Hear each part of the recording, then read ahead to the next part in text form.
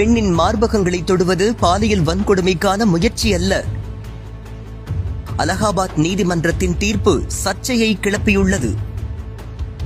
ஒரு பெண்ணின் மார்பகங்களை பிடிப்பது, பைஜாமாவை கிழிப்பது, பாலத்திற்கு அடியில் இழுத்துச் செல்வதெல்லாம் பாலியல் பலாத்கார முயற்சி வழக்கில் சேர்க்க முடியாது என்று அலகாபாத் உயர்நீதிமன்றம் தெரிவித்த கருத்து பெரும் சர்ச்சையை கிளப்பியுள்ளது.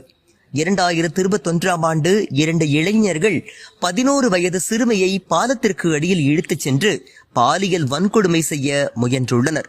அப்போது சிறுமியின் பைஜாமாவை கழற்றி பேண்டை கிழிக்க முயன்றுள்ளனர். சிறுமியின் அலறலை கேட்டு இளைஞர்கள் ஓடிய நிலையில் இது தொடர்பாக பாதிக்கப்பட்ட சிறுமியின் குடும்பத்தினர் அளித்த புகாரின் அடிப்படையில் பவான் மற்றும் ஆகாஷ் என்ற 2 இளைஞர்கள் மீது போக்சோ சட்டத்தின் கீழ் வழக்கு பதிவு செய்யப்பட்டது. குற்றம் சாட்டப்பட்ட இளைஞர்கள் இருவரும் கஸ்காஞ்ச் நீதிமன்றத்தில் தங்கள் மீதான குற்றச்சாட்டுகள் தவறானவை, அதனை ரத்து செய்ய வேண்டும் என்று மனு ஒன்றை தாக்கல் செய்தனர். அந்த மனு ரத்து செய்யப்பட்டதை அடுத்து அலகாபாத் உயர்நீதிமன்றத்தில் தாங்கள் பாலியல் வன்கொடுமை செய்யவில்லை என்றும் தங்கள் மீதான வழக்குகளை ரத்து செய்ய வேண்டும் என்றும் மனு தாக்கல் செய்தனர்.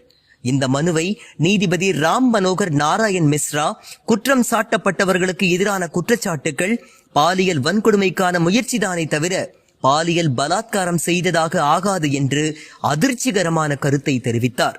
அதாவது அவர்கள் பாலியல் வன்கொடுமை செய்ய தயாரானார்களே தவிர குற்றம் செய்து விட்டதாக கூற முடியாது என்று கூறியுள்ளார்.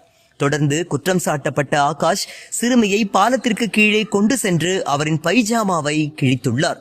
இதை எந்த சாட்சியும் பார்க்கவில்லை. இந்த செயல்பாட்டில் பாதிக்கப்பட்ட சிறுமி நிர்வாணமாக்கப்படவில்லை, ஆடைகள் கழற்றப்படவில்லை.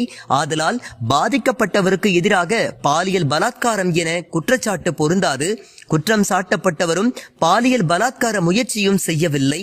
ஒரு பெண்ணின் மார்பகங்களை பிடிப்பது, பைஜாமாவை கிழிப்பது, பாலத்திற்கு அடியில் இழுத்துச் செல்வதெல்லாம் பாலியல் பலாத்கார முயற்சி வழக்கில் சேர்க்க முடியாது.